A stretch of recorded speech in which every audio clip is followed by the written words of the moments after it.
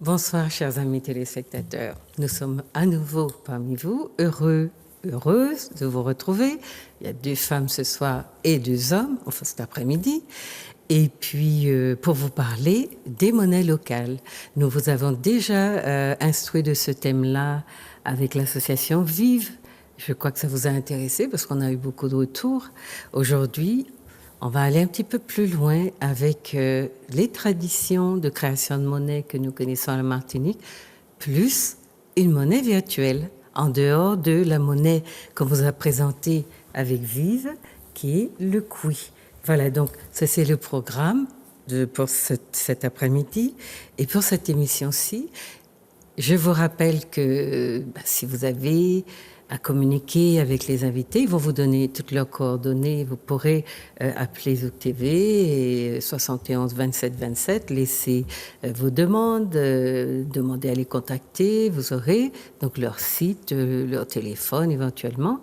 Et puis, faites-nous part aussi s'il y a des choses que vous aimeriez voir discuter, etc.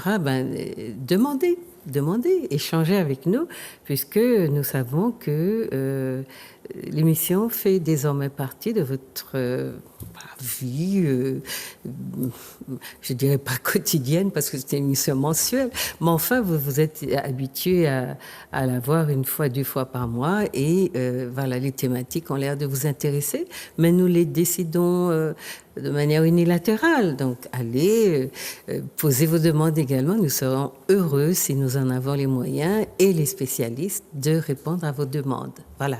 Donc, je vous souhaite une bonne après-midi. Je vous demande de vous concentrer un petit peu. C'est aussi un peu d'histoire. Et puis, vous allez voir, c'est aussi un thème passionnant, même si ça parle de monnaie, qui n'est pas tant que ça un sujet de débat que nous avons au quotidien. Nous savons que la vie est chère, mais très souvent, c'est aussi la monnaie que nous utilisons qui la rend chère. Donc, on va voir un petit peu comment on débat de tout cela. Donc, je vous présente mes invités. Vous les connaissez déjà en partie. C'est Madame Rolande Bosfort, qui est donc qui est historienne. Donc Rolande est venue nous parler du Caïdon. Voilà. Donc Rolande est historienne, ne l'oubliez pas. Je vous ai présenté son livre avec Monsieur Armand Nicolas, qui est aussi notre grand historien, un livre. Alors vous voulez déjà dire le titre? Alors, militant et militantisme communiste à la Martinique de 1920 à 1971. Alors, c'est une thèse de doctorat, c'est un livre très, très, très riche. C'est vrai qu'il est volumineux, mais ça ne signifie pas que, de le signaler ne signifie pas que vous devriez vous décourager de le lire, parce qu'il est très important que nous connaissions l'histoire dans les détails, et c'est ce que fait Rolande, qui vous livre donc un travail de thèse, donc très, très, très érudit, et qui mérite donc d'être dans votre bibliothèque, ou en tout cas dans votre environnement proche, parce que c'est la partie notamment qui est à l'origine même de la fondation de notre société. C'est important qu'on la comprenne bien pour comprendre justement l'évolution de la société d'aujourd'hui. Donc Rolande vous parlera du caïdon, qui était une monnaie qui avait cours sur les plantations. Oui. Sur certaines plantations. Voilà. Et puis, nous avons David. C'est David en 2 mots. David tout simplement. David tout simplement. Alors, sur Facebook, vous allez le trouver en 2 mots. Il s'est coupé en 2. Il s'appelle David. Alors, David vient nous parler du Wiscoin. C'est comme ça que ça se prononce? Wiscoin. Et qui est une monnaie virtuelle. Je vous laisse avec lui, vous allez débattre, il va vous raconter un petit peu comment le projet est né, qu'est-ce que ça signifie une monnaie virtuelle, parce que vous n'avez rien en main, vous êtes totalement dans le système un peu des cartes de crédit, du paiement non dématérialisé, voilà. Et puis nous avons Didier, que vous avez déjà rencontré. Et lorsque nous avons présenté l'association Vive, vous vous rappelez?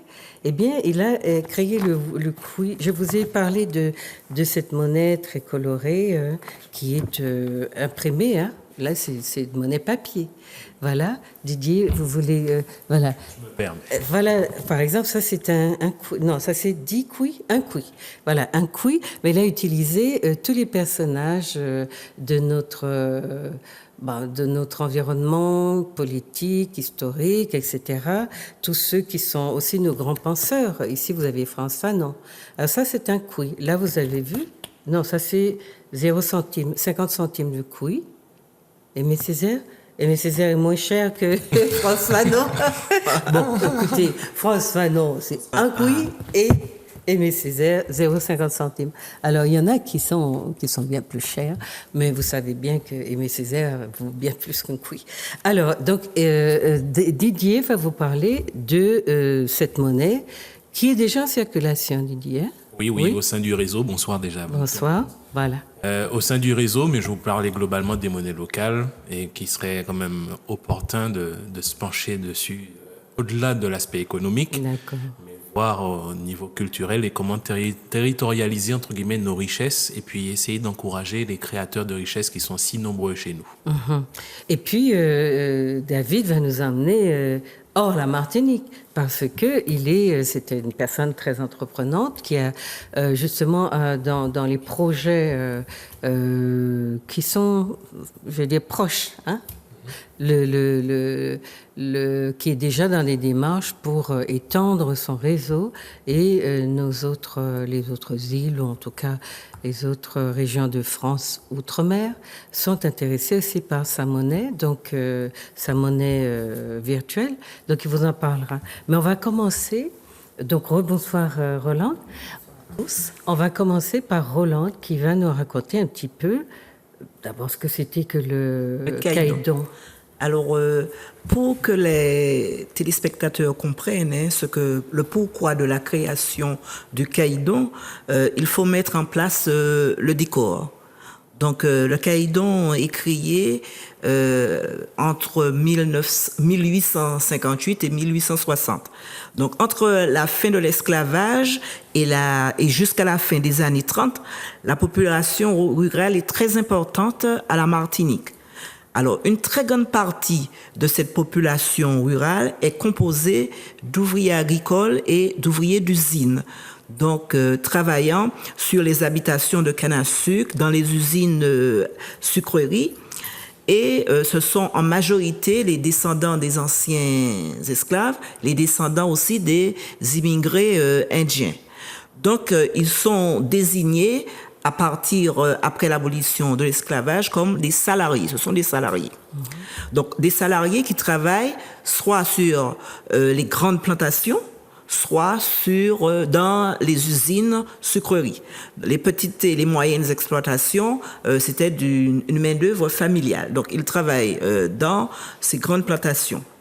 Donc, ces grandes plantations dont les propriétaires étaient les colons blancs qui avaient pu et su garder la propriété des terres cultivables en sucre, et il fallait qu'il ait cette main-d'œuvre.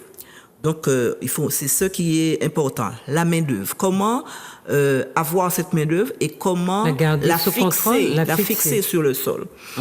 Alors, les travailleurs agricoles, ils vont réclamer toujours, à chaque début de récolte, ils vont réclamer des salaires, une revalorisation des salaires. Mais les usiniers et les planteurs se font tirer l'oreille et ne revalorisent très faiblement ce salaire. Donc, ils ont un salaire qui était au départ journalier et qui devient un salaire à la tâche, un salaire au rendement, et ils sont payés en fin de semaine. Donc, de salaire journalier, on arrive à un salaire de fin de semaine. Alors, le salaire est très faible, comme je vous le disais, mais ce qui est au début du siècle est de 1 franc. Mais ce qui est important, c'est pas tant ce salaire que le prix des denrées du quotidien, le prix de la morue, le prix des salaisons, le prix du riz, le prix du pain, de la viande, de l'huile, du pétrole. Donc, il faut mettre les deux face à face. Et le prix de ces denrées du quotidien ne fait qu'augmenter. Et le salaire, il n'augmente pas, il augmente très faiblement. On n'a qu'à se rappeler la grande grève de 1900 où les ouvriers chantaient Maman, Monsieur et Michel, pas les bails des francs.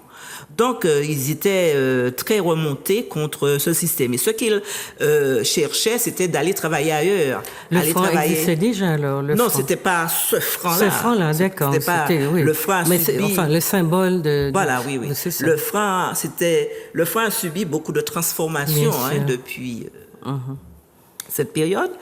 Et ce qu'ils cherchaient, certains cherchaient à fuir ce système qui était pratiquement un système qui ressemblait au système esclavagiste, être sur la terre et puis avoir un salaire de misère, ne pas pouvoir nourrir sa famille. Donc ils cherchaient à aller dans les bourgs. Le port, après l'éruption de la montagne Pelée, quand Fort-de-France devient chef-lieu, ils cherchent à aller à travailler sur le port. Alors, pour fixer ces travailleurs... Parce que les salaires étaient plus valorisants.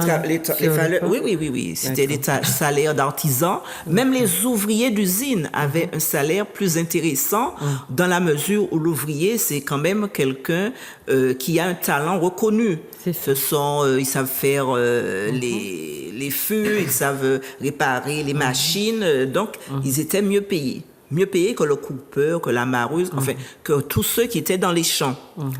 Donc, les ouvriers agricoles vivent difficilement et pour ne pas risquer de les voir partir, il paraît que c'est Fernand Clerc, grand propriétaire à Vivey, au Lorrain, qui décide il fait apparaître ça aux autres comme une œuvre philanthropique. On va aider les ouvriers en leur donnant une avance sur le salaire. Et c'est de là que naît le caïdon.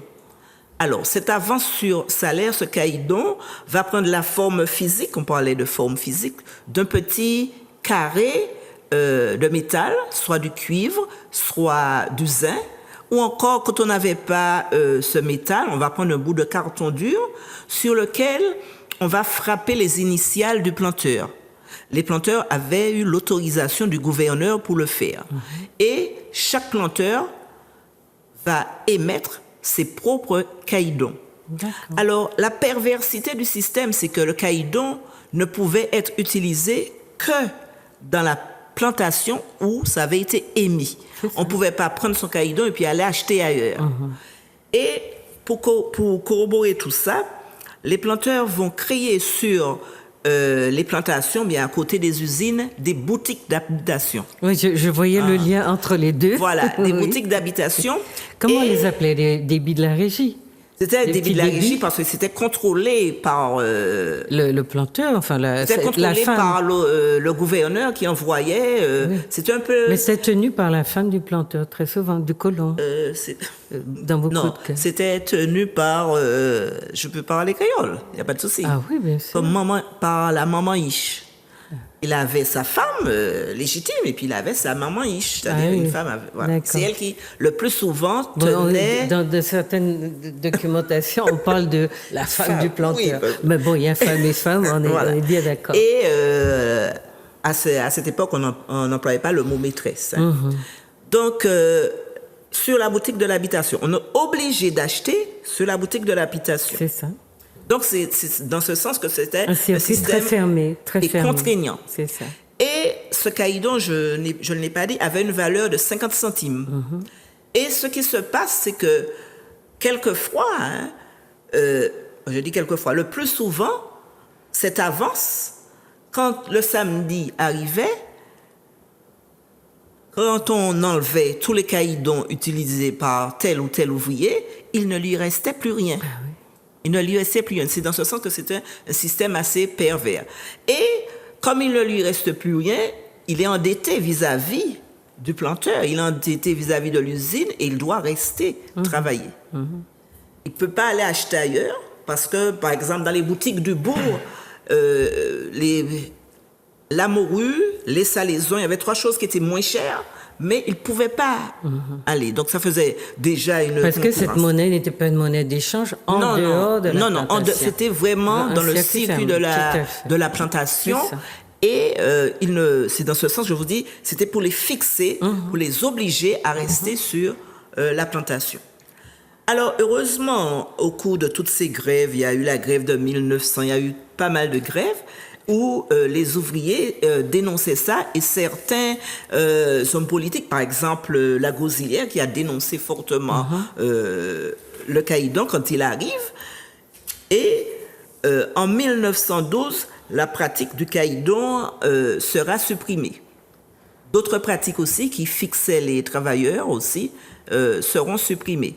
Donc, ça apparaissait comme une solution avantageuse, puisque c'était comme un acompte, mais ce n'était pas une solution du tout avantageuse. Ça a eu pratiquement un demi-siècle d'existence. Oui, pratiquement. Quand même. D'accord. Alors, quel fut le rôle de ce caïdon? C'était surtout attacher la main-d'œuvre à la plantation ou à l'usine. Pour s'assurer que la coupe de canne commencée serait toujours terminée. Bien sûr. Le compte des ouvriers agricoles était toujours débiteur. Ils restaient liés à leur béquet et à l'habitation. Le caïdon permettait de mieux contrôler la présence des salariés et de les attacher sur ce lieu de travail. Alors, paraît-il que c'est Jacques Adélaïde Maerland qui l'avance, que le terme caïdon serait d'origine indienne. C'est pour ça que j'avais la question, j'allais vous la poser, parce que les Indiens utilisent beaucoup ce terme-là, et ils disent effectivement qu'ils ont connu cette monnaie-là, parce qu'ils l'ont utilisée sur les plantations, mais on ne sait pas de manière très sûre la signification que cela a. Alors, il dit que ça signifie fiche.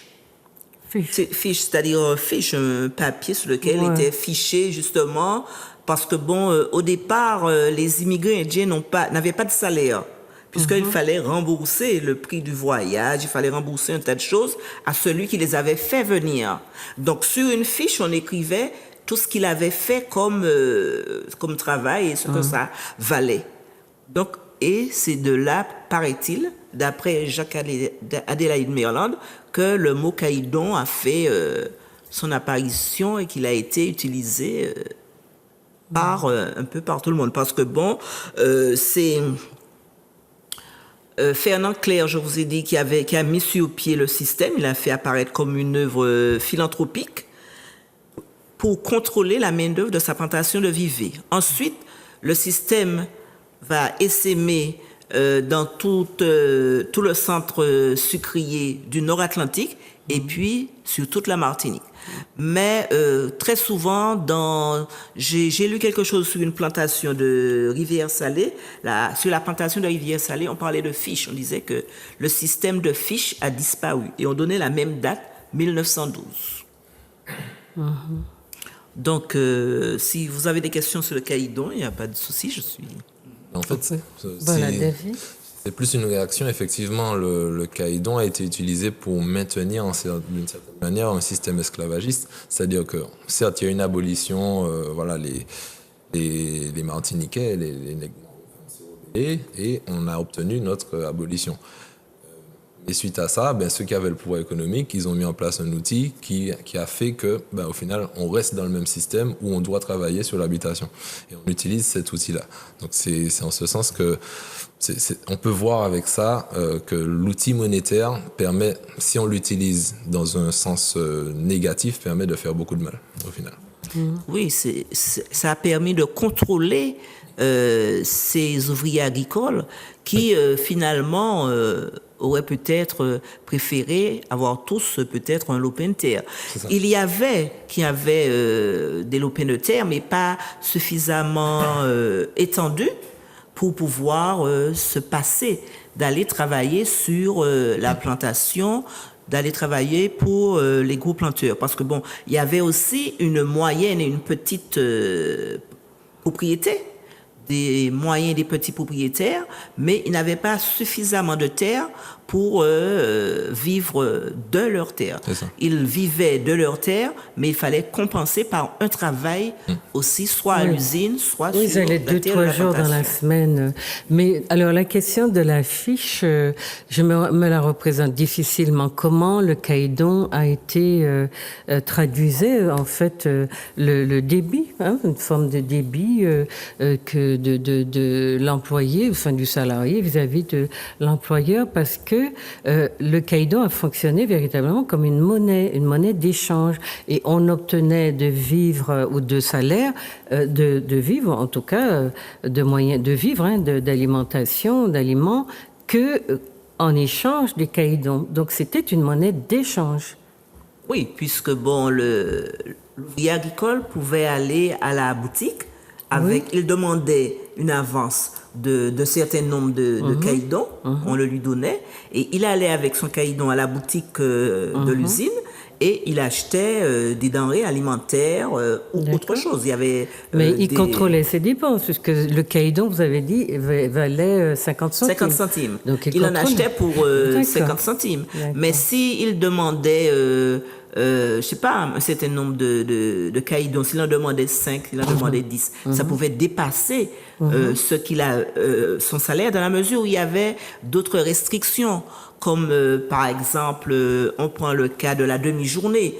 Il faut savoir que un travailleur agricole qui a manqué une demi-journée est amputé d'une journée de salaire. Si par exemple il est venu travailler le matin et puis pour une raison quelconque il s'en va, même s'il avait averti le géreur, eh bien il est amputé d'une journée alors qu'il n'a manqué qu'une demi-journée. Oui. Il y a aussi le piquant. Le piquant qui réduisait les salaires, c'est-à-dire que si, pour toute malfaçon faite sur la coupe d'un pied de canne, puisqu'il fallait couper 300 pieds, et puis... c'est la tâche, c'est ce qu'on appelle la tâche. Et couper chaque canne à 1 mètre. Et s'il y avait une malfaçon, si c'était mal coupé, eh bien à ce moment-là, on enlevait une partie... du salaire de la journée. De la tâche. Donc, alors, finalement, est-ce qu'on sait, donc dans cette période-là, 1858-1912, date de son abolition, est-ce qu'on sait combien valait la journée de travail? Ça veut dire, ça signifie que si, comme pour la tâche, parce qu'on calculait à partir de la tâche, est-ce que dans cette période-là aussi, on calculait de cette façon-là? C'est-à-dire, à la tâche, on travaillait à la tâche et non pas à la journée. Et à ce moment-là, combien de caïdons recevait un travailleur, un ouvrier, pour une journée? Alors, tout son salaire n'était pas un caïdon. D'accord. Tout son salaire, le caïdon est un acompte avance sur salaire, c'est-à-dire on peut demander la moitié, on peut demander le tiers. Alors, au début du siècle, le salaire d'un coupeur était 1,50 franc. Et beaucoup plus tard, vers les années 1920, bon, le caïdon est déjà supprimé, vers les années 1910, 2,50 francs pour le coupeur. Il faut dire que le coupeur, c'est dans les champs, hein, c'est celui qui touche le plus. La mareuse, le carbouretier, tout ça, il touche moins. Ceux qui travaillaient à l'usine touchaient beaucoup plus. Oui, le travailleur d'usine touchait beaucoup plus puisque, je vous ai dit, il est considéré comme un travailleur à talent. Donc, il a un talent, il sait faire quelque chose, donc il touchait beaucoup plus. Tout le salaire, je répète, n'était pas donné à caïdon. Le caïdon n'est qu'une avance sur salaire, un acompte que l'on demande si on veut. À la fin de la semaine, on est payé en francs, on est payé normalement. D'accord. C'est dans ce sens que si on a abusé des caïdons, eh ben, quand on vient chercher son salaire, eh ben, on n'a plus rien.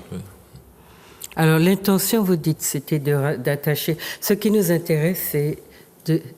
Didier, vous voulez dire quelque chose? Oui, j'ai une petite analyse. Alors, je suis ravi, vraiment ravi, Roland, je me permets, qu'on introduise historiquement le caïdon. Parce qu'il faut savoir que moi, depuis quelques années, dans mes conférences illustrées, pour évoquer les monnaies alternatives, le premier exemple que j'évoque, avec des diagrammes et puis des illustrations à l'appui, c'est le caïdon.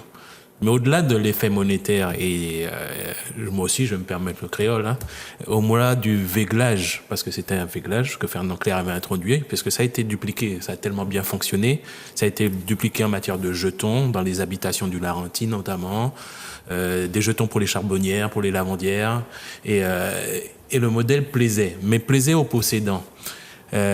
Moi, j'ai un petit aparté, s'agissant du Caïdon. D'ailleurs, il y a une rue du Caïdon près de l'église de Sainte-Marie. Oui, c'est vrai. Comme je le dis, moi, j'avais fait mon enquête sur le phénomène monétaire. C'est un outil qui a permis de territorialiser, en fait, la richesse, entre guillemets, si on peut parler de richesse, des nouveaux libres. Et c'était l'outil parfait pour domestiquer, en fait, les besoins. Et même si c'était en 1800, vous savez, moi je fais très souvent le parallèle, et de toute façon je le fais encore, pour qu'on analyse la structure en fait de ce fameux cercle qu'on ne peut pas qualifier de vertueux, au contraire, c'est plutôt un cercle vicieux. À l'époque, on avait un détenteur, un émetteur de Caïdon qui est aussi le propriétaire des fameux débits de la régie, donc le propriétaire de l'habitation, du débit de la régie, mais c'était aussi lui qui éventuellement proposait des outils pour se déplacer. Quand je dis ça, je parle des charrettes, des cannes, des choses, et qu'il y avait la possibilité, ce qu'on n'explique pas aussi, c'est qu'il y avait la possibilité d'acheter via les caïdons éventuellement, enfin les avances, quelles qu'elles soient, des moyens de se déplacer, de déplacer autant les marchandises que les personnes. Alors pourquoi je suis aussi précis sur ça, c'est que je vous renvoie juste à notre époque, en 2018, où on a effectivement le même schéma structurel. Et il faut bien qu'on comprenne ça. C'est-à-dire que là, je ne veux pas effrayer tous ceux qui nous écoutent en matière de monétaire, mais il faut bien comprendre la structure de ce qui se trame là. C'est-à-dire qu'on a des propriétaires, en tout cas des détenteurs de capitaux et de biens, qui ont décidé à une époque, à un moment de notre histoire, de proposer des produits importés, farine, et des produits qu'ils fabriquent sur place, même le rhum, dans une entité où nous-mêmes, on met le peu de richesse qu'on a, voilà, pour essayer de vivre au quotidien. Et ces mêmes personnes sont détenteurs, effectivement, de biens, je veux dire, mobiles, à savoir des charrettes, des choses comme ça, pour nous proposer des moyens de locomotion.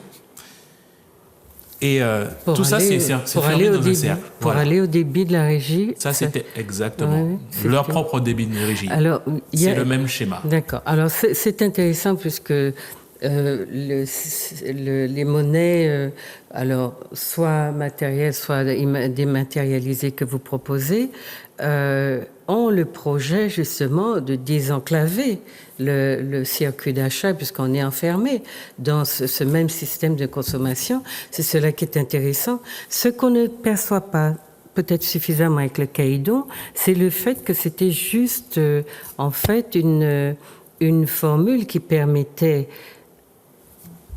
d'accéder à la consommation en fait, puisque vous n'aviez pas ça n'était pas un salaire, mais ça vous autorisait à aller acheter. Donc c'était un accès à la consommation, c'était pas une vraie monnaie comme on l'a cru, parce que beaucoup de gens ont cru que c'était une monnaie d'échange. En fait, c'était ça. Alors aujourd'hui, je ne sais pas ce que ça serait, c'est le prêt bancaire, prêt à la consommation. C'est juste dire, voilà, on peut acheter, on peut posséder, mais financièrement, on n'a pas encore vraiment déboursé la somme. Donc on peut voir ça aussi de cette manière-là. Mais ce qui est intéressant, pour nous, ce qui serait intéressant, c'est de comparer les projets que vous avez. Comment vous envisagez de désenclaver ou alors de rendre vraiment le consommateur maître de ses achats et puis non pas débiteur d'un système, mais responsable à son niveau de sa décision d'être un acheteur. Et c'est pour cela, chers téléspectateurs, qu'on voulait justement faire le lien entre ces monnaies, parce qu'on vous a déjà parlé de la monnaie du Cuy. Et puis, de l'idée des monnaies locales. Hein. Moi, je vous avais dit que la France est l'un des pays où il existe le plus de monnaies locales. Et c'est une monnaie qui est autorisée par la loi. Mais c'est vrai que le dire comme ça et vous demander de l'utiliser, ça vous ferait peur. Mais vous n'êtes pas du tout dans la configuration du caïdon. Et c'est cela qui est intéressant, que nos amis vont décortiquer maintenant pour que vous voyez la différence et que vous décidiez peut-être d'entrer dans le circuit, puisque ce qui va donner vie à ces formes de monnaie, des monnaies locales ou de monnaies dématérialisées, ça sera votre décision d'être des utilisateurs, en fait. Parce que avec l'euro ou les monnaies imposées, alors c'était le franc, Roland va nous faire un petit peu le lien entre le franc et le caïdon, mais c'était le franc à l'époque, et on l'a gardé beaucoup. D'ailleurs, regardez le franc CFA pour les Africains, dans quelle situation ils sont. C'est véritablement, ils sont véritablement tenus, empêchés de se développer et empêchés de consommer en dehors du circuit qui est défini justement par la zone CFA. Donc, même entre pays africains, ils ont du mal à fonctionner ensemble et à échanger véritablement.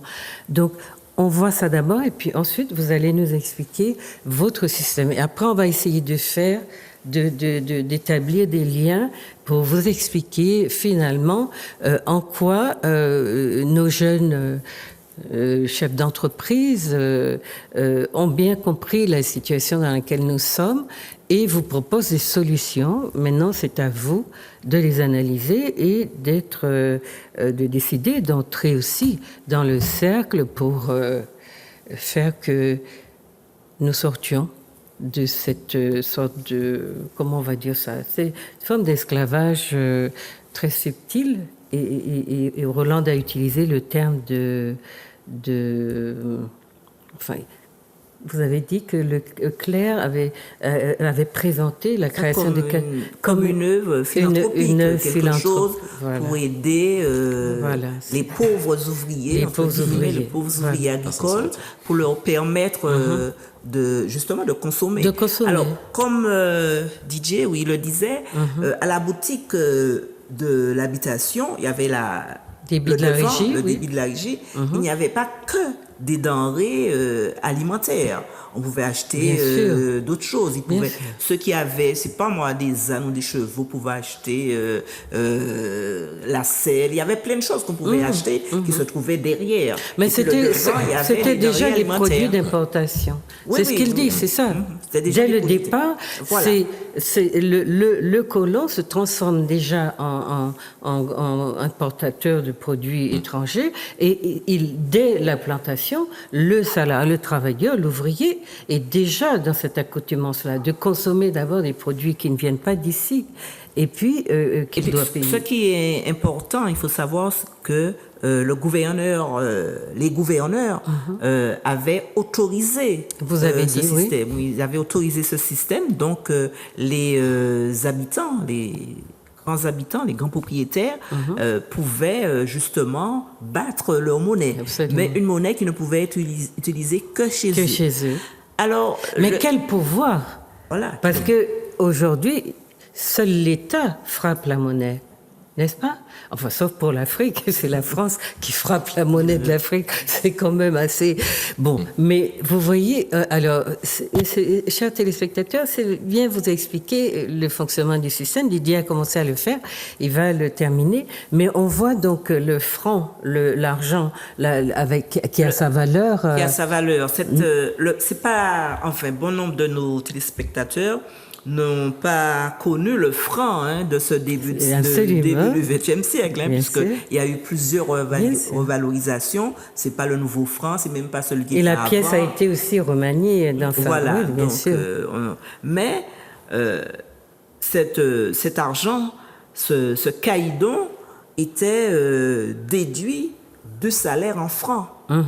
Et il recevait ce qui restait en francs. Et c'est avec ce qui restait en francs qu'on pouvait aller à la boutique du bourg où les choses étaient moins chères. Donc vous avez dit que le salaire était 1,50 pour le coupeur. Pour le coupeur. Peut-être pour d'autres moins que cela. Donc si un coupeur...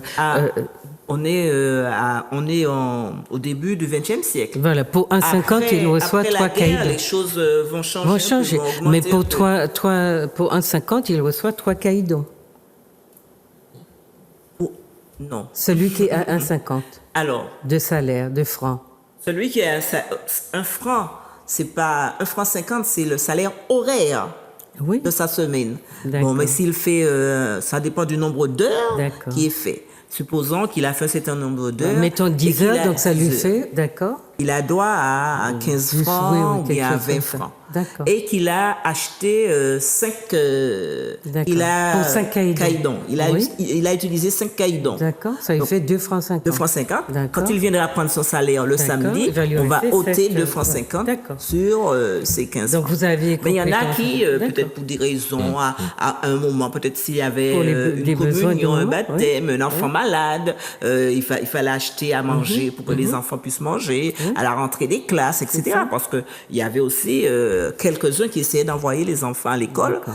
Et bien, quelquefois, le nombre de caïdons utilisés dépassait le salaire de la semaine. D'accord. Donc le carnet de crédit n'existait pas avant le caïdon, mais après la relève.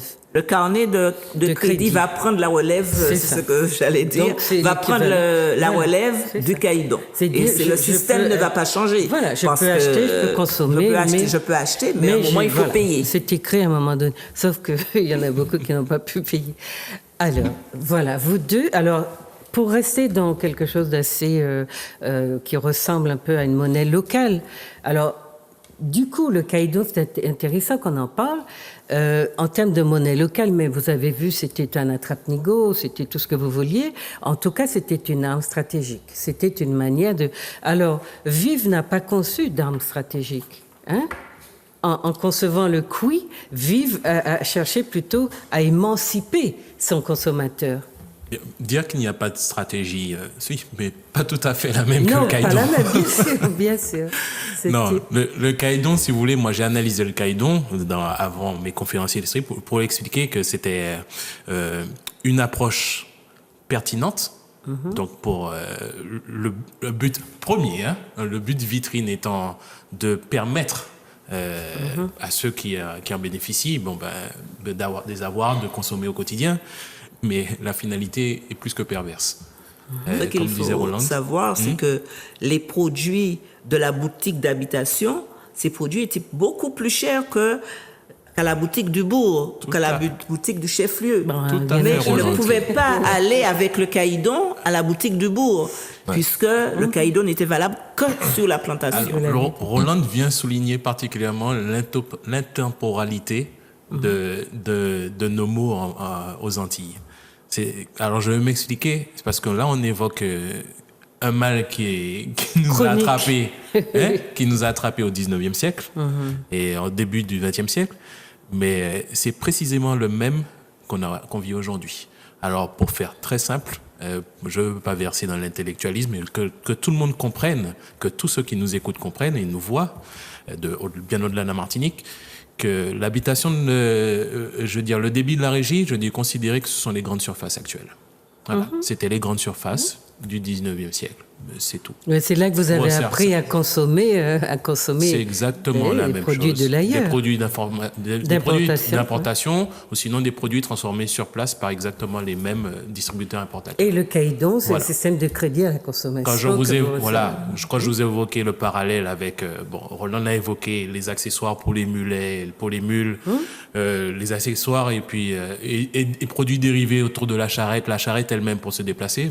Vous faites aucune illusion. Les concessions automobiles. Voilà. Et on reste justement dans ce petit précaré là, bien avec la complicité de l'État, puisque le gouverneur c'est l'État, et on a des droits qui dépassent ceux d'un citoyen normal, parce que frapper la monnaie ne serait-ce que ça, et puis on le voit la mainmise sur les banques et les crédits qui sont accordés pour consommer et non pas pour produire, pour créer des systèmes qui concurrenceraient éventuellement ce qui est en place. Alors, quand vous avez conçu le projet de monnaie locale que vous appelez QUI, quel était, en dehors de... Donc, vous aviez commencé à l'expliquer. Quel était votre projet précisément? Parce que vous dites qu'il y a une stratégie derrière, on est d'accord, puisque le caïdon, c'était, Roland a évoqué la dimension perverse du phénomène, mais vous, en tant que personne qui avait conscience justement de cette mainmise en tout cas du système. En fait, il n'a jamais changé. C'est ce que vous dites. Le système est resté tel qu'il est, sauf que il se modernise à mesure qu'on développe des produits qui sont le crédit, etc., et auxquels les populations adhèrent. Donc, l'ouvrier agricole qui était toujours ruiné et qui avait même sur son carnet de crédit des dettes qu'il n'arrivait jamais à éponger, eh bien aujourd'hui c'est l'IEDOM qui nous dit que nous sommes plus endettés ou alors on parle de surendettement.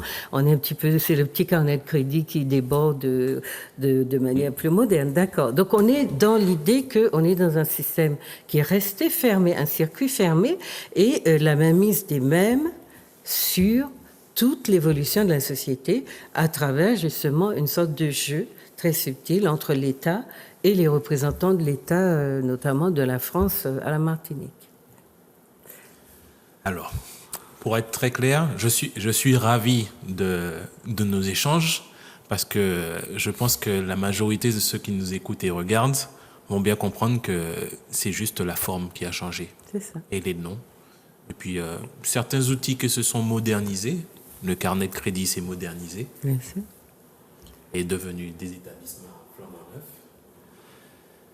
neufs. Le débit de la régie s'est aussi modernisé.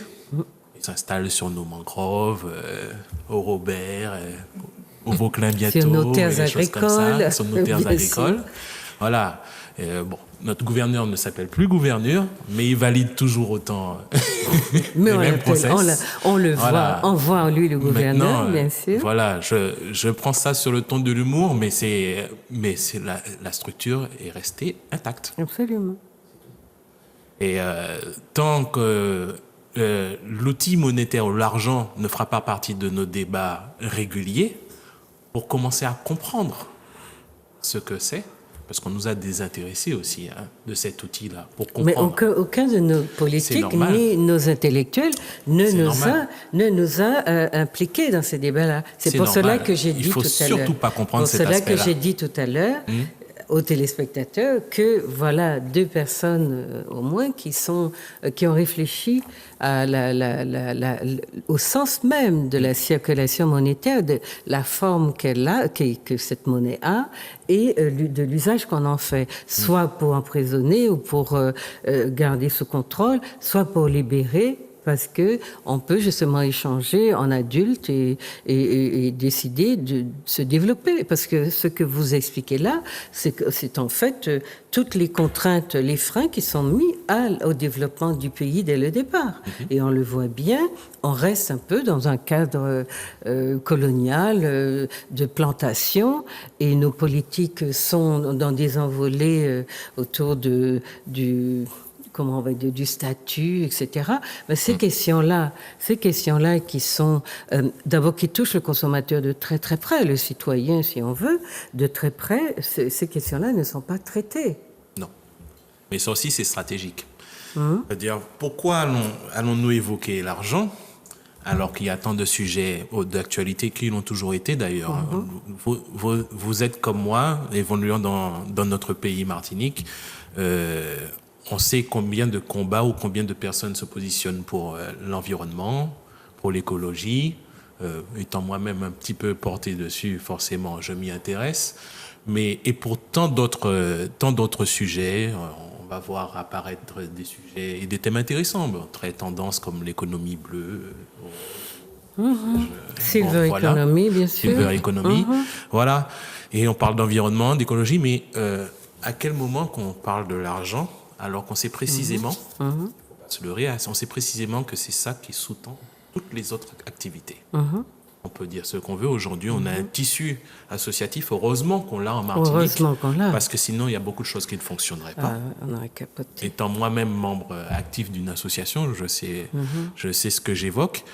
Mais s'il n'y avait pas ça, je ne sais pas comment on aurait tenu et économiquement, comment on fait pour aider ces structures qui finalement donnent de l'oxygène, font en sorte que tout ne pète pas en Martinique. Absolument. La société ne se fissure pas grâce à ce travail de bénévolat, d'ailleurs, très important. Mais on a basculé dans l'euro, avec l'euro, dans quelque chose d'horrible. Et aujourd'hui, le peu de gens qui réfléchissent justement au fait que l'euro, le passage à l'euro a créé un déséquilibre très fort et a jeté dans la désespérance beaucoup de familles qui n'ont pas beaucoup de moyens. Lorsqu'on parle de la précarité, du développement de la misère, parce qu'on a pratiquement entre 30 et 35% de pauvres à la Martinique, on n'évoque pas la question de l'euro, qui a été un facteur, qui a joué un rôle très important dans le développement de cette plus grande précarité. On n'en est jamais vraiment sorti, mais l'euro a joué un rôle important. Et ça, c'est la monnaie. Je veux dire, on vous parle d'une monnaie forte dans un pays qui n'a pas d'économie ou dont on ne structure pas l'économie pour que le pays soit producteur. Vous êtes dans des choses. Donc, vous proposez aux gens d'essayer de s'organiser dans la proximité pour échanger de manière plus équitable, parce que vous êtes au fond dans une formule de commerce équitable, de solidarité. Vous parlez d'entraide. Pour moi, le commerce équitable a une dimension aussi, c'est-à-dire c'est pas de l'entraide, je donne, tu donnes. J'ai une valeur. Mon produit a une valeur et je l'échange contre un couille, 2 couilles, 10 couilles. Donc là, je mesure aussi la valeur du produit que j'achète et je reçois en échange de la monnaie. Donc comment travaillez-vous avec cette je vais expliquer, parce que au-delà de la monnaie, on a parlé beaucoup de la monnaie, mais il faut qu'on perçoive que la monnaie est, quelle que soit sa nature, c'est un outil. C'est un outil qu'on met au service soit du plus grand nombre, soit d'un nombre un peu plus restreint et privilégié. Et aujourd'hui, on ne peut pas dire que la monnaie qui est en activité servent le plus grand nombre de nos compatriotes. Voilà. C'est ça. Donc, c'est une question de vision. C'est deux visions qui s'opposent, mais vraiment diamétralement. Vous voulez expliquer, alors, on ne peut pas dire que la monnaie qui est en cours, ou qui est à court actuellement, sert les intérêts de beaucoup de Martiniquais. C'est ce que vous dites? Oui. Ça veut dire concrètement... J'affirme que cette monnaie-là est parfaite pour une tranche de la population. Mais contrairement expliquez-le. En matière d'enrichissement, c'est-à-dire que l'euro, comme toutes les monnaies entre guillemets supranationales, ce sont juste des accélérateurs de transfert d'argent d'une couche beaucoup plus modeste à une autre. C'est tout. C'est-à-dire qu'on a réduit entre guillemets le goulot de l'entonnoir pour que la masse du plus grand nombre soit fléchée exactement, mais beaucoup plus rapidement. C'est comme une pompe aspirante, donc. C'est une pompe. C'est une pompe aspirante, mais dans un sens unilatéral. C'est une pompe. Vers les plus riches, les plus aisés, etc. Voilà. Okay. Et aujourd'hui, on a des entités, entre guillemets, qui sont les parfaits entonnoirs. Ce sont, la vraie de le dire, mais ce sont les grandes surfaces où, évidemment, quand on injecte pour acheter, je prends comme ça un exemple, du saumon de Norvège, ne vous faites aucune illusion, la plupart de la masse monétaire qui est investie quand on achète ce saumon-là finit précisément dans le lieu d'origine, en Norvège. D'accord. Mais on est bien d'accord que ce système a empêché le pays de se développer. On est bien d'accord. Mais c'est le but. C'est le but. C'est pour ça que ça fonctionne. Non, c'est pour expliquer à nos téléspectateurs qui ne voient pas le lien entre le développement et la forme de monnaie qu'on a. Or, c'est ce que vous êtes en train de dire. Oui. La façon dont la monnaie a fonctionné jusqu'à maintenant a bloqué tous les processus de développement du pays. On est d'accord. Derrière l'outil monétaire, il faut bien qu'on ait tous cette lecture-là. Derrière un outil monétaire, il y a un projet de société. Une vision, soit une vision arrêtée ou une vision transformatrice. Bien sûr. Voilà. Et je pense, sans trop me tromper, que mon voisin David, en deux syllabes, et Didier en un seul mot, on est plus orienté vers la vision transformatrice que la vision, oui, c'est pour ça qu'on va écouter la vision David, traditionnelle. Oui. Mais c'est ça. Vous avez donc abordé les choses de cette manière-là. Il faut que les téléspectateurs voient un peu le lien entre le développement et l'argent. Ça reste un objectif pédagogique pour l'émission. Maintenant, je vois dans le livre de Klapopo, que je vous conseille, lui, il a parlé de l'Afrique. Alors, ça s'appelle Midcal, Mbongo, Benda. Ce sont des noms de monnaies qui ont existé, y compris dans l'Afrique ancestrale. Histoire monétaire de la souveraineté politique en Afrique. Et je vois qu'il parle d'une monnaie de convention et d'une monnaie marchandise. Est-ce que ça nous concerne et à quel niveau? Oui. Monnaie de convention ou monnaie marchandise? Alors c'est justement là, c'est vrai que sur le continent, j'ai cet ouvrage-là, un très beau ouvrage d'ailleurs, il faut bien comprendre qu'il y avait plusieurs monnaies pour plusieurs usages. C'est ça, voilà. Donc une monnaie pour les transactions entre guillemets nationales, internationales. Quand je dis ça, j'évoque surtout des monnaies qui passaient entre guillemets les limites des différents royaumes. Là, je suis simpliste. C'est beaucoup plus étayé, mais c'est pour vous expliquer la pensée globale. Et des monnaies d'usage, des monnaies du quotidien, qui étaient vraiment usitées par tous les citoyens, entre guillemets, du dit royaume. Et dans ce que disait Roland, entre le caïdon et le franc, il y a quelque chose de cette nature-là, non? Oui, il y a quelque chose de cette nature-là. Enfin, c'était surtout assurer la continuité du travail, sous-exploité, mais du travail sur l'habitation. Mais parce que la monnaie et le franc napoléonien, en fait, faisaient régulièrement défaut sur nos territoires, Martinique, Guadeloupe. Oui, on a toujours manqué de liquidité. Voilà. Oui. Donc, l'émission entre guillemets monétaire, qu'elle soit formelle ou informelle, c'est imposé. C'est imposé. Ça n'est pas une idée de génie, mais ça a été une idée qui s'imposait d'elle-même économiquement. Il fallait trouver, pas un subterfuge, mais un moyen d'avancer certains avoirs monétaires pour pouvoir continuer à travailler, à avoir des résultats sur les exploitations. Voilà. Après, c'est ça, on a compris que c'était ce qu'a expliqué Roland, qu'elle a exposé très clairement. On a bien compris ça. Maintenant, nous, on essaye aussi de situer dans des cadres qui existent, objectifs, et qui nous permettent de lire notre histoire, non pas de manière un peu anarchique, mais justement en tenant compte de ces cadres-là. Et est-ce que notre monnaie caïdon, cette monnaie qui a existé à côté du franc, était une monnaie de convention, une monnaie marchandise? On peut se poser la question en ces termes-là, même si on n'a pas la réponse vraiment. Mais je vais revenir à vous tout à l'heure, Didier. On va demander à David de nous dire, David, dites-nous comment vous est venue l'idée, quel souci vous aviez, quel projet vous avez, parce que je sais que vous êtes quelqu'un de très dynamique dans ce secteur-là et que vous êtes à la conquête de marchés, notamment en ce moment, de marchés qui vont élargir la zone d'influence de la monnaie Wiscoin. Wiscoin, effectivement.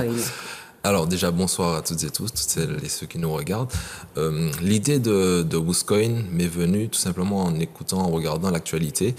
Il y a la crypto-monnaie Bitcoin qui est née en 2009 suite à la crise financière. Bitcoin, ouais. Et qui m'a intéressé. En fait, j'ai compris que c'est un intermédiaire des échanges, une monnaie qui n'est contrôlée par aucune autorité centrale. Aucune banque centrale au monde ne dirige le Bitcoin. Et je me suis dit, tiens, c'est intéressant. Pour une fois, effectivement, les utilisateurs sont maîtres de ce qu'ils veulent faire avec l'outil monétaire. Et donc, j'ai un peu étudié la chose et j'ai trouvé ça tellement intéressant que je me suis dit, soit je deviens le représentant de Bitcoin en Martinique, soit je fais mes affaires. Et généralement, quand je pose la question en ces termes, je finis par faire mes affaires. Et donc, j'ai créé Wiscoin. Wiscoin qui est, alors déjà, c'est l'assemblage de deux mots, Barmanti Wuspel, l'expression créole, Barman Love, Barman un répit, etc. Et coin, pièce de monnaie en anglais. Pièce de monnaie, coin. Mais alors, Bitcoin, c'était quoi? Bitcoin, c'est un outil c'est une crypto-monnaie qui a cours aujourd'hui, qui permet d'acheter des choses sur Internet notamment. Alors, pour nos téléspectateurs, crypto-monnaie. Crypto-monnaie, c'est une monnaie qui est dématérialisée et dont l'algorithme de fonctionnement est crypté. D'où le terme crypto, voilà, qu'on ne peut pas déchiffrer comme ça. C'est une sécurité aussi de crypter les échanges, voilà, pour protéger les utilisateurs. Et donc, WhosCoin, je me suis dit, on va reprendre le fonctionnement de crypto-monnaie et l'adapter chez moi, à la Martinique. Et donc, nous avons créé WhosCoin. L'idée, c'est de créer une valeur d'échange basée sur la solidarité. Qu'est-ce que c'est concrètement? On fait un coup de main pour une association et l'association nous crédite en WhosCoin. Et avec ces WhosCoins-là, on va acheter ce qu'on veut, du pain, de l'eau, des services, chez toutes les personnes qui acceptent le WhosCoin comme moyen de paiement. Aujourd'hui, nous avons une vingtaine de partenaires qui acceptent d'être payés en WhosCoin. On va parler d'agriculteurs, d'artisans, de coiffeurs, de consultants en communication, en immobilier, en architecture. Puis il y a aussi des artistes qui acceptent le paiement WhosCoin pour leurs prestations. Dernièrement, il y a une avocate qui m'a interpellé, qui m'a dit que pourquoi pas, sur les premières consultations qu'elle ferait chez elle, qu'elle puisse accepter le WhosCoin pour ça. Il y a aussi, par exemple, une propriétaire de logement qui fait de la location saisonnière, qui accepte que la moitié des loyers qu'elle perçoit soit réglés en WhosCoin. Donc aujourd'hui, effectivement, le réseau de partenaires, mon job, entre guillemets, c'est de l'élargir pour qu'il soit intéressant pour ceux qui ont des WhosCoin, de les avoir pour pouvoir les dépenser partout. Il y a par exemple un coiffeur aussi qui accepte le WhosCoin.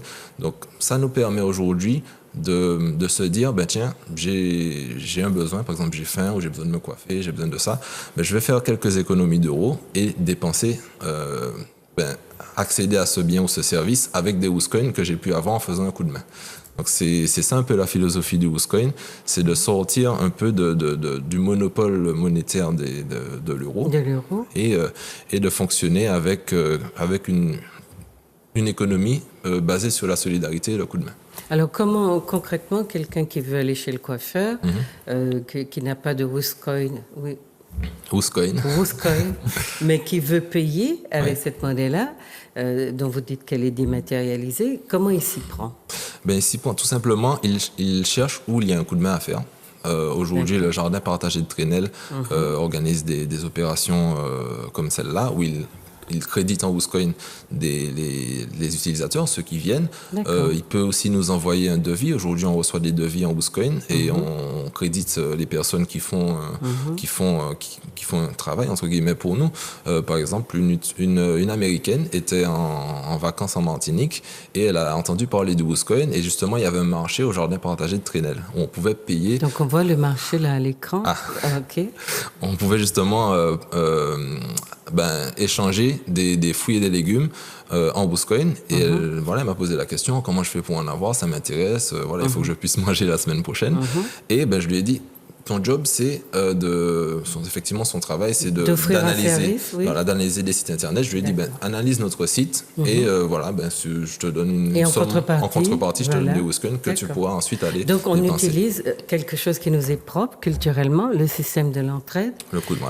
On le met donc à profit du développement ou alors d'élargissement de secteurs qui existent déjà ou alors de l'entretien. Pour que ces secteurs-là aussi s'autofinancent et se maintiennent, etc. D'accord. Donc, j'espère que vous avez compris le principe. Il est basé sur donc la culture de l'entraide qui est véritablement un système que nous connaissons très spontanément. On n'a pas besoin d'aller apprendre à l'école comment rendre service, mais je l'ai expliqué, beaucoup de gens croient que l'entraide ou le coup de main, c'est je prends, ou on me donne, je prends, et puis voilà, j'en ai fini avec les autres. Non, c'est une économie alternative qui n'a rien à voir avec le système capitaliste, mais c'est une économie. Ça signifie qu'on est dans une forme d'échange.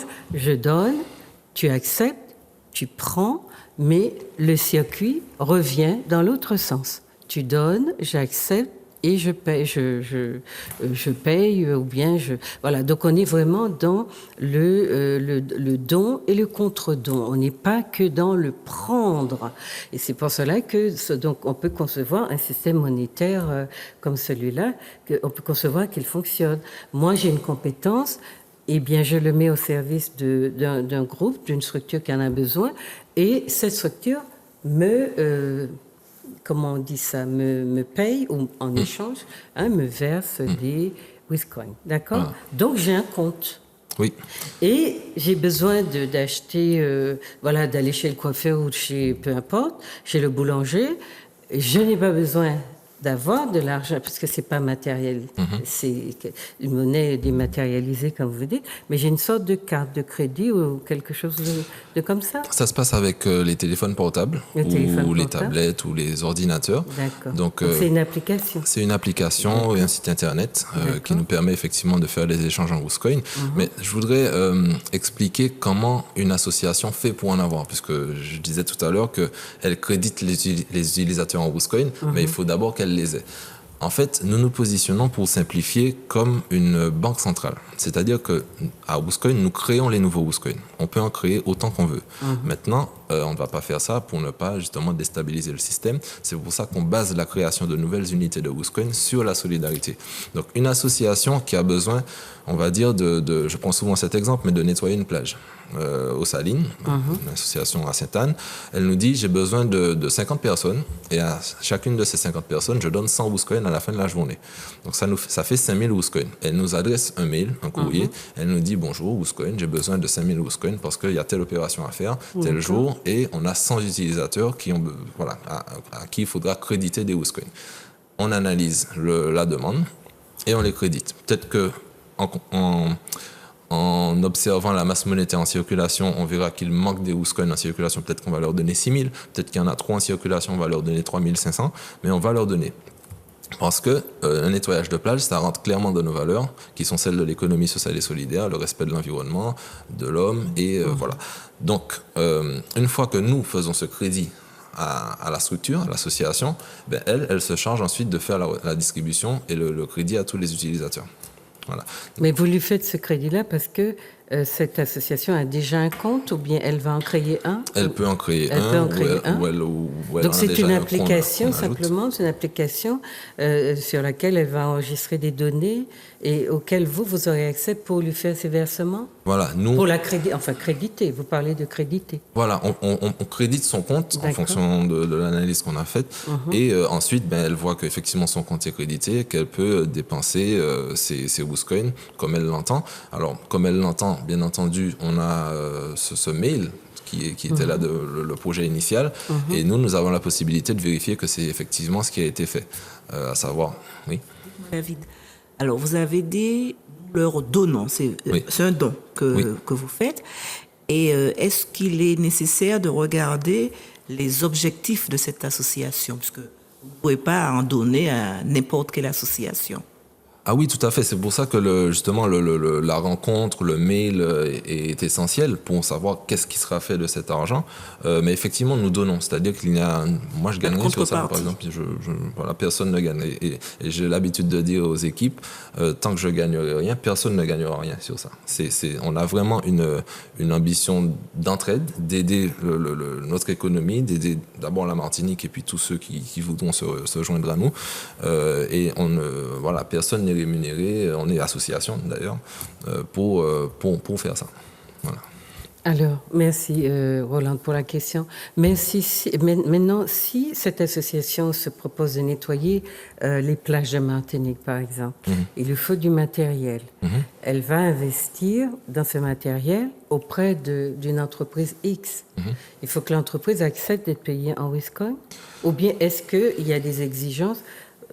Jusqu'à quand, jusqu'à quoi, jusqu'à qui le réseau peut s'élargir pour s'approvisionner et est-ce qu'il faut qu'au préalable, il y ait eu des conventions avec plusieurs secteurs de l'économie, enfin, en tout cas du marché?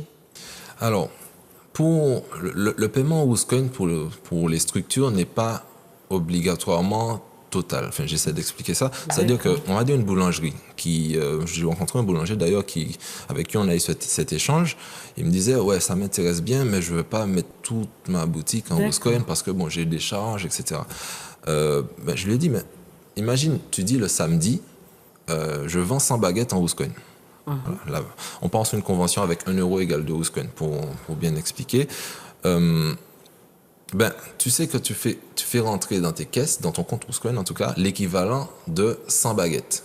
Et tu te limites à ça. C'est-à-dire qu'une fois que tu as vendu les 100 baguettes, ça passe en euros, le reste. Ça. Donc, par exemple, pour les consultants en communication, il y en a un, il me dit, bon, moi j'accepte le Wooscoin, mais pour les logos. Voilà, j'accepte le Wooscoin pour les communiqués de presse, mais le reste, ce sera en euros. Donc, c'est aussi ça. Et puis, il y a aussi un fonctionnement, ça c'est pour les entreprises. Aujourd'hui, il y a quelqu'un qui vend du jus en Wooscoin. Elle a opté pour une solution où elle dit, voilà, je vends 3 jus, le 4e en Wooscoin. Échangeable en Wooscoin. Pareil pour certains, notamment un coiffeur, qui dit, c'est à partir de la 2e ou 3e coupe que j'accepte le Wooscoin. Comme ça, on ne cherche pas totalement à renverser le système, mais à apporter une alternative qui permet de rentrer dans le système solidaire. Mais alors, sur le plan économique, qu'est-ce que ça donne? Alors, je comprends, donc vous n'êtes pas vous dites que vous ne cherchez pas à renverser le système, c'est une alternative, mais à quel niveau cette alternative devient intéressante pour le consommateur, en tout cas les utilisateurs, les usagers, je ne sais pas comment les appeler. Imaginez que vous n'ayez plus d'euros, ou rappelez-vous, quand vous n'avez plus d'euros au 10 du mois. Vous avez faim quand même entre le 10 et le 30 et il faut bien pouvoir manger. Donc si on sait qu'aujourd'hui le salaire étant écoulé, on a tout dépensé, il ne reste plus rien, on sait qu'on peut aller faire un coup de main quelque part, avoir des Wooscoin et avec ces Wooscoin là acheter des fruits et des légumes, etc. C'est en ce sens que c'est utile. Imaginez demain que vous puissiez faire l'équivalent de 300 euros de course en Wooscoin. Ça fait toujours 300 euros d'économiser que vous pourrez utiliser à faire autre chose. Et donc voilà, c'est aussi ça qu'on veut apporter aux... Mais est-ce que c'est pas un système finalement qui viendrait vraiment en aide? Parce qu'on parle beaucoup du fait que notre population ne sait pas gérer. C'est vrai qu'au 10 du mois, beaucoup des nôtres ont les poches vides.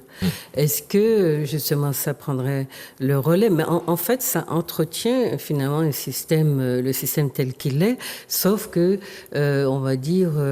Voilà, les pressions, les contraintes, les angoisses du lendemain sont peut-être un petit peu atténuées, c'est tout. Je ne pense pas qu'on perpétue le système, dans la mesure où les structures qui acceptent le Wooscoin, on s'assure qu'elles sont en accord avec nous sur nos valeurs. À savoir, comme je disais tout à l'heure, l'économie sociale et solidaire. Il n'est pas question pour moi de faire rentrer une entreprise dans le système qui fait travailler les petits Chinois, qui entretient l'esclavage capitaliste. Le coup de main se passerait donc dans un réseau quand même où vous allez faire vendre des produits, par exemple, des produits de chez nous, et de petits agriculteurs, etc. Bien sûr. Donc ça reste OK. Bien sûr. Dans ce sens-là, on comprend, mais j'espère, chers téléspectateurs, que ça vous paraît intéressant. Autrement, vous m'avez dit que ce système-là intéresse, puisque vous êtes aussi dans des démarches de proposer ou de faire adhérer d'autres sociétés à cette monnaie dématérialisée. Alors, pour payer d'ailleurs, les gens ont une carte. Vous avez dit que c'est une application. Oui. Donc, il suffit de faire quoi, une petite opération. Oui, il faut aller sur le site wooscoin.com. Alors là, c'est juste le fond d'écran. J'ai vu que c'est la petite. C'est quoi? Voilà, wooscoin.com. Ça s'affiche à l'écran. Une fois qu'on arrive sur le site, on s'inscrit. Là, on crée son compte. Ça prend 2 minutes. Et dès la création du compte, d'ailleurs, on est crédité de 10 Wooscoin de bienvenue. Alors effectivement, nous souhaitons et nous sommes en discussion avec d'autres territoires. Aujourd'hui, nous avons des représentants donc à Paris, en Guadeloupe, à Madagascar, au Sénégal, en Australie et à La Réunion. Et aussi, j'allais en Europe de l'Est, une Slovaque qui s'intéresse au WUSCOIN et qui est devenue notre Et pas la représentante Caraïbe, là-bas. pas beaucoup la Caraïbe. Ben, la Caraïbe, j'ai été voir notamment le consulat de Sainte-Lucie et nous avons échangé. Mais si vous voulez, pour aller plus loin dans la Caraïbe, je veux vraiment que le système soit entre guillemets opérationnel déjà en Martinique. Haïti, pour parler de la Caraïbe, souhaitait que nous avait invités à venir présenter le projet il y a quelques mois. Et justement, je leur ai dit une semaine, 10 jours avant, que j'estimais que nous n'étions pas suffisamment développé ici pour pouvoir me permettre de leur présenter un système là-bas. Donc, lorsque nous serons peut-être plus solides ici, s'ils acceptent et s'ils veulent toujours nous recevoir, nous allons en tout cas nous intéresser à la chose, mais à La Réunion. Et comment entrez-vous en relation avec tous ces gens, tous ces pays que vous avez cités là? Ben, en fait, nous sommes sur Internet, donc Internet ne connaît pas les frontières. Et lorsque nous avons commencé à parler du WUSCOIN, toutes ces personnes qui sont venues à nous parce qu'elles font partie de nos réseaux. Il y a des Martiniquais, par exemple celui de Madagascar, c'est un Guadeloupéen, donc il a entendu parler du WUSCOIN parce qu'un ami à lui avait partagé sur les réseaux. Pareil pour le Brésilien, qui est un Brésilien, c'est aussi un Guadeloupéen qui vit là-bas, qui m'a appelé, voilà, il m'a dit que ça l'intéresse. Et justement, par rapport au Brésil, Madagascar, ils sont intéressés par ce système WUSCOIN parce que ils me disent, notre économie, elle est comme ça, à la base, basée sur le coup de main et l'échange. Mais nous n'avons pas de choses qui nous permettent de structurer, en tout cas d'avoir une historique de transaction. Et ce que permet le WUSCOIN. Et avec justement cette historique de transaction, on peut structurer l'économie. Donc c'est en ce sens qu'ils sont intéressés. Et puis je voulais surtout souligner l'intérêt de La Réunion. Nous avons un représentant là-bas qui est à la tête d'une confédération de 150 artisans et qui souhaite vraiment qu'on puisse commencer le développement. Il en a parlé aux autorités de La Réunion, au département, etc. Et en gros, il me demande quand est-ce qu'on fait le lancement officiel parce qu'ils sont prêts.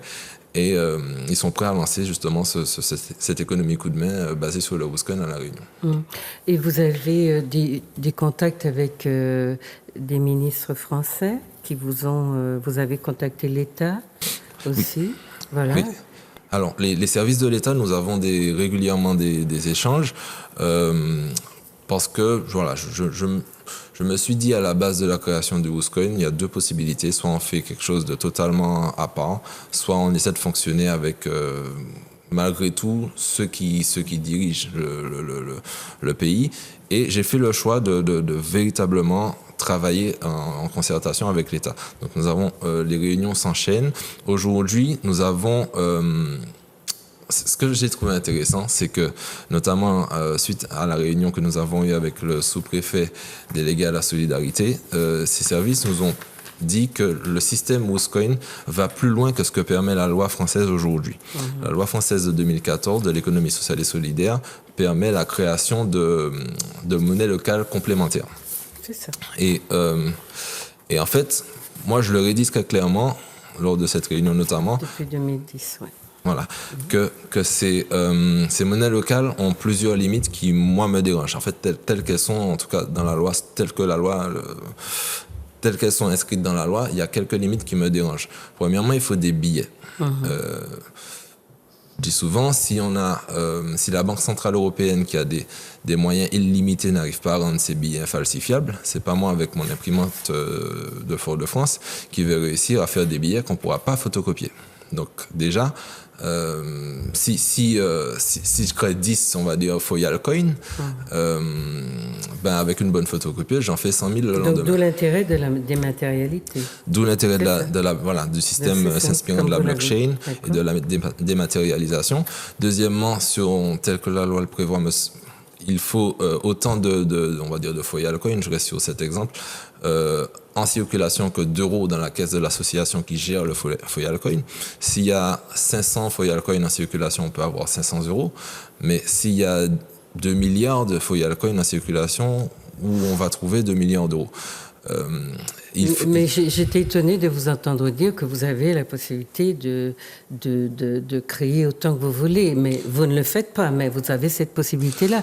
Alors, oui. jusqu'où vous êtes dans l'inflation, vous êtes dans des stratégies inflationnistes, comment ça marche? Le but, c'est justement de développer le réseau de personnes acceptant le WusCoin, comme ça. Si on en crée, il faut bien pouvoir les dépenser en quelque part. Et plus il y a des gens qui acceptent le WusCoin, plus ceux qui en ont pourront les dépenser. Et justement, c'est comme ça qu'on va contrôler l'inflation. Il y a aussi, alors il y a quelques indications effectivement que je veux donner. Sur chaque transaction WusCoin, il y a 1% de contributions solidaires qui sont prélevées. Et ces 1% sont envoyés dans un compte qu'on appelle le collecteur. Et le collecteur sera géré par une association qui vient en aide aux malheureux. Donc ça, c'est déjà une chose. Le collecteur. Voilà, un compte qu'on appelle le collecteur, bon, on peut l'appeler autrement. Mais l'idée, c'est qu'il y a sur chaque transaction une partie qui est réservée à la solidarité. D'accord. Ensuite, il y a on va dire, il y a un plafond WusCoin. On ne pourra pas accumuler des WusCoin à l'infini, qui fait que voilà, on va rester dans un système d'échange et pas reconstruire un système capitaliste. Alors, Didier, je ne sais pas comment vous réagissez. Alors, on va demander à Roland de réagir tout de suite, mais Didier, j'ai pas l'impression que vous êtes tout à fait sur la même longueur d'onde. Vos projets sont plutôt différents, non? Pas tout à fait les mêmes chemins. Voilà, c'est ça. Disons qu'il y a un tronc commun de pensée, voilà. Mais il y a des nuances. Mais il y a des nuances. Que je vais exposer. D'accord. Roland, comment pensez-vous tout ça? Est-ce que ça vous inspire comme réflexion? Oui, parce que comme disait Didier, justement, même s'il est dans une autre dynamique, toute cette solidarité que David met en avant, c'est ce qui est important. Ce qui est important, c'est l'aide que ce WusCoin va apporter aux associations qui sont là, qui essaient de faire des choses et qui ne peuvent pas. Il a pris le cas de l'association des Salines, à qui on pourrait donner, et j'ai bien aimé le mot donner, des WusCoin, pour pouvoir aider à nettoyer une plage ou bien à faire autre chose. Et c'est cet aspect-là qui me semble très engageant et et c'est cette dynamique-là aussi. Je crois que c'est quelque chose que je peux partager. Parce que, je milite dans beaucoup d'associations, je milite dans des groupes qui ne sont pas institués en association. Et très souvent, on a beaucoup de projets, beaucoup de beaux projets, et il nous manque des moyens. Et il y a des bénévoles, bien sûr, mais on ne peut pas demander aux gens d'être infiniment là à donner sans recevoir, comme il dit. Et c'est ce que vous disiez aussi, Juliette. Il faut donner, mais il faut recevoir également. C'est économique, c'est un circuit, pour que ça continue.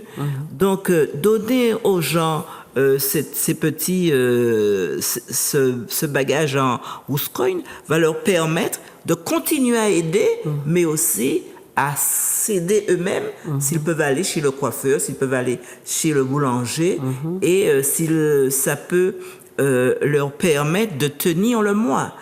Parce que très souvent, on n'a plus d'argent au 10 du mois. C'est pas parce qu'on a mal géré, parce que du 1er au 10, il fallait manger et tout l'argent est passé dans les frais, dans les traites, dans les choses à payer. Et voilà, dans les factures, dans les ci, dans les ça. Et certaines personnes ne savent pas gérer, mais je crois qu'il ne s'agit pas de mauvaise gestion, il s'agit justement du fait que les gens n'ont pas assez. On a parlé de pauvreté, on a parlé de précarité, et on est vraiment dedans. Oui, on est dedans. Mais je dis ça parce que je sais que quand l'argent arrive, les gens en ont tellement manqué que leur réflexe, c'est effectivement le supermarché qui en bénéficie. Les caddies débordent de partout. Mais après une semaine, mais c'est pas quelque chose de stigmatisant. C'est la réalité. Les gens sont aussi parfois dans des frustrations énormes d'avoir envie de choses que leur offre la société de consommation et de pas pouvoir se le payer. Donc quand le petit peu d'argent arrive sur le compte, hop, ils y vont. Donc c'est pas c'est il ne s'agit pas de vous stigmatiser, c'est juste... Mais j'avais deux... Vous vouliez dire quelque chose, mais il faut qu'on écoute, parce qu'il me semble que le projet... Il me semble que le projet Didier et... on va en parler. Alors, dites-nous votre remarque, David, et puis on va écouter Didier. Oui, alors en fait, je voulais rebondir sur un propos qui a été dit, effectivement. Mais c'est une idée qu'on a eue avec notamment un manager d'artistes qui me disait, tiens, comment on ferait pour intégrer le Wooscoin dans l'économie de la musique? Et je lui disais, imagine... En fait, il me disait, si tu n'as pas 3 000 € aujourd'hui, tu ne peux pas faire un single parce qu'il faut payer le clip, l'ingé son, le compositeur, il y a beaucoup de frais. Mais je lui disais, imagine que ton ingé son, ton compositeur, le gars qui te loue la salle pour enregistrer, ils acceptent le Wooscoin. Qui fait qu'au final, tu as 2 000 €, disons, et puis le reste à payer en Wooscoin. Mais tu demandes à ton artiste qui est une communauté d'emmener ses fans sur un coup de main, sur une opération quelconque. Ils récupèrent des Wooscoin, on constitue une cagnotte et tu finances au final ton projet musical par la solidarité également. Donc il y a tous ces aspects-là qu'on peut voir. Sauf qu'ils ne sont pas bénévoles puisqu'ils vont être crédités d'un certain nombre de Wooscoin. Voilà, mais si chacun envoie, je sais pas, la moitié de ces Wooscoin, on constitue une petite cagnotte. Et voilà. Alors, c'est le rôle que vous jouez avec l'État qui m'interroge. Mais Didier, dites-nous, qu'est-ce qui vous différencie? Oui, dites-nous. Alors, on a 10 minutes. Hein? On a 10 minutes pour terminer. Alors, en l'état, déjà, qu'est-ce qui nous unit? Qu'est-ce qui nous rassemble? Oui. Je vais parler du facteur temps. Le temps, c'est de l'argent. Je vais prendre cette maxime-là de départ pour que tout le monde saisisse bien la nuance. Quand je dis le temps, c'est de l'argent, c'est que la principale unité de valeur et la plus importante unité de valeur humaine, j'entends, de valeur ajoutée, c'est le temps. Hein. Le temps que l'on passe ensemble. Voilà, si c'est 1 heure, si c'est 4 heures, ça c'est... On gagne et perd de l'argent, par contre on perd toujours du temps. Et en gagnant, ça me paraît un peu compliqué. C'est pour ça que l'unité de valeur véritablement, c'est le temps en fait. Quel temps qu'on pourrait passer pour, comme dit David, nettoyer une plage ou faire un coup de main. Mais je vais vous inviter à prendre le billet là, qui est là, le billet de TMI, de le montrer. Vous voyez que c'est 24 couilles. Mais 24 couilles en dessous, il y a une unité de temps qui est peut-être à peine perceptible où c'est marqué 4 heures. C'est-à-dire que ce que vous voyez là, j'en ai fait une monnaie locale, évidemment, basée sur une unité monétaire.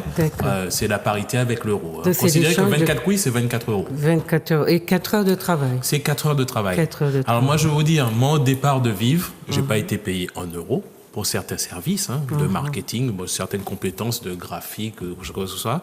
Mais par contre, j'ai imposé le fait que je sois payé en temps. C'est tout. C'est-à-dire que si j'ai travaillé, entre guillemets, 4 heures de temps, j'ai accédé à 24 couilles. Vous êtes crédité de 24 couilles. Aujourd'hui, je suis le détenteur de couilles, mais qui a été payé en temps. Et contrairement à la monnaie dématérialisée, vous êtes... C'est le point commun. C'est-à-dire que c'est le point commun, sauf que, c'est une monnaie physique. Pourquoi? C'est une monnaie physique parce que, quoi qu'on en dise, on a beaucoup d'artisans, d'agriculteurs. Vous savez, moi, par ma profession au départ, je suis manager à supermarché de proximité, mais j'ai un lien très, très direct avec les agriculteurs. On fonctionne avec de la monnaie physique. Mais il y a un objectif derrière la monnaie physique. C'est superposé. Aujourd'hui, vous voyez les différents ministres de la culture, entre guillemets, Eugène Mona, Frantz Fanon, mais demain, il n'est pas exclu d'avoir des sites, des monuments historiques ou la saison des fruits indiquée sur chaque billet. L'idée, c'est de faire circuler, je veux dire que c'est pas juste la nature économique, c'est faire circuler des éléments culturels de chez nous. Et rendre vivant notre culture. Je veux dire, un calendrier de saison des fruits ne doit pas être juste une idée ou quelque chose qu'on expose dans un musée. C'est quelque chose qui doit être répandu dans toutes les écoles. Moi, je trouve ça aberrant, par exemple. Je vais écourter la parenthèse, que les enfants ne sachent pas quand est-ce qu'il y a des mangos ou quand est-ce qu'il y a des agrumes. Ou même ce que sont mangos et agrumes, bien sûr. Quand je leur parle de vitamine C, je veux que les enfants de Martinique, et d'ailleurs, sache qu'on a un champion du monde de vitamine C, c'est la cerise. Oui. Alors ça, c'est, on va dire, sur la mise en forme, etc. Mais dans le projet, parce que vous êtes 3, on a saisi la portée du caïdon. On essaye de comprendre votre proposition, parce que vous avez un autre modèle. Et puis, je crois qu'on a compris un peu celui de David, parce que David est dans une forme de complétude avec le système tel qu'il fonctionne là. Et vous, qu'est-ce qui vous caractérise ? Alors, il n'y a pas d'opposition, mais il y a une complémentarité, mais franche. C'est-à-dire que là où s'arrête, entre guillemets, le système dans lequel on évolue aujourd'hui, on l'a évoqué, la préhabitation, mais sous une autre forme, il y a des raisons profondes en fait, de ce que nous voulons. C'est-à-dire notre rêve profond. Quand je dis notre rêve profond, c'est ce en quoi on croit, c'est-à-dire que la façon dont on jardine, est-ce que c'est une façon monoculturelle ou on opte, c'est un choix en fait.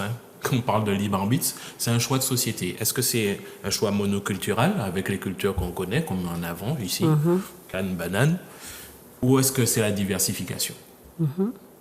C'est ça. Et la façon dont on mange, est-ce que ce sont on est partisans aujourd'hui malheureusement qu'on a beaucoup de familles qui sont étranglées économiquement.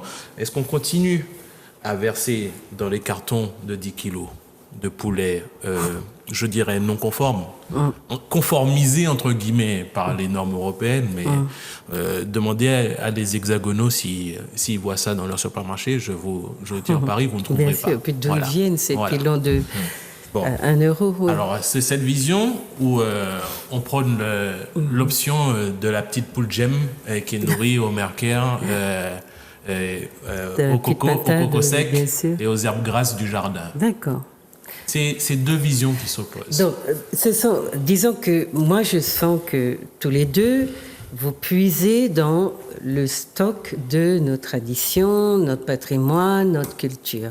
Là où je ne vous suis plus, enfin pas vraiment, c'est par rapport à David qui va travailler avec l'État, l'impliquer pour agir sur une population dont on sait le niveau de précarité. Et vous dites que vous sortez donc du système de la plantation en proposant quelque chose qui va faire exister une économie de proximité véritablement locale, mais vous n'allez pas chercher l'appui de l'État, etc. Ou bien la reconnaissance. Pas forcément. Non. Mais j'ai envie de dire que les deux approches vont inéluctablement se rencontrer. Alors, on a déjà eu, il ne faut pas croire, on a déjà eu cet échange, David et moi. C'est inéluctable, parce que pour moi, c'est deux approches complémentaires. Il faut bien comprendre que moi, à mon niveau, je suis un peu naturellement proche du terrain, donc proche des agriculteurs, des artisans. Donc, j'ai envie de vous dire que, au départ, j'ai dit, je veux moins consommer la farine importée. Je dis, il faut que je cherche des facteurs de farine locale. Voilà. Et c'est ce que j'ai commencé à faire. C'est-à-dire que je suis parti, c'est tout bête, je suis parti peut-être de la tante qui allait chercher, qui faisait, on a tous une tante ou une amie de la famille ou un ami qui fait des liqueurs ou de fin d'année ou quoi que ce soit. Je suis parti de cette idée. J'ai dit, les créateurs et créatrices de richesse, sur place, on en a beaucoup. On a une multiplicité. Alors, c'est notre avantage parce qu'on a beaucoup de personnes comme ça, mais ça peut paraître être un inconvénient parce que c'est l'atomicité, entre guillemets, de toutes nos initiatives.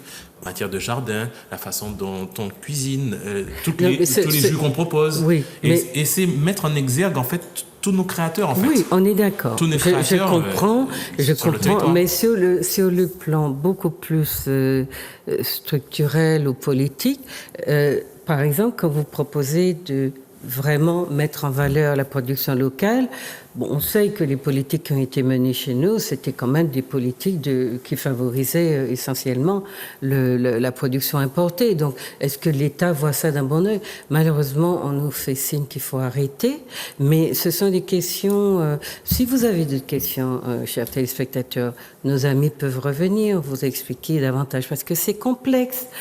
Donc en une émission, et puis avec 3 modèles différents, et on n'a même pas parlé de l'euro, parce qu'on a souligné le rôle de l'euro, mais on n'en a pas vraiment parlé. Donc ce serait intéressant, si vous avez encore envie que nos amis viennent vous expliquer les différences pour soit faire des choix, soit travailler sur les 2 modèles, ou bien vous impliquer dans les 2 modèles, puisque dans un cas c'est dématérialisé, dans l'autre cas, vous aurez des billets avec voilà, des objets de la culture, du patrimoine, beurre des de artisans, voilà, vous avez Du tout vin de ça. mango. Voilà. Donc, les monnaies locales, il faut que vous sachiez qu'elles sont autorisées par la loi depuis 2010 et qu'elles sont, c'est vrai, complémentaires.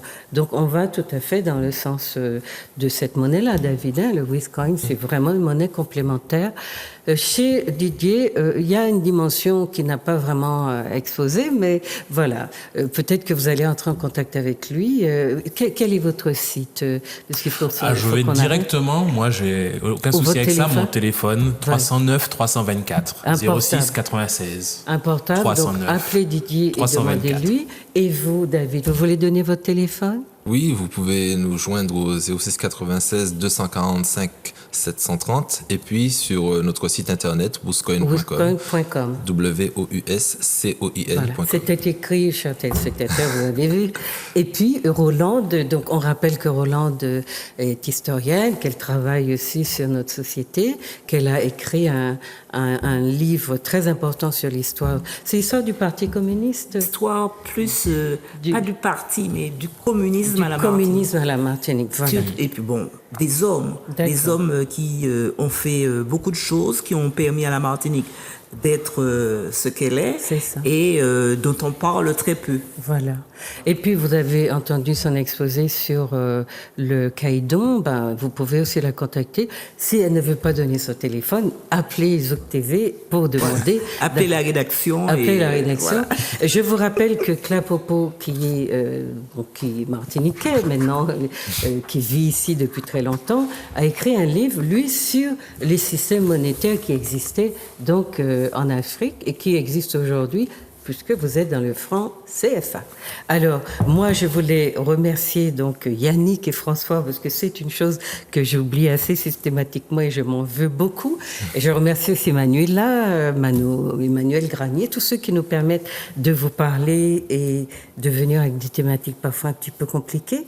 Mais mettez votre grain de sel là-dedans pour qu'on puisse aussi faire monter la mayonnaise ou je sais pas ce qu'il y a à faire monter pour que ça, les échanges deviennent plus efficaces parce que notre projet reste un projet pédagogique.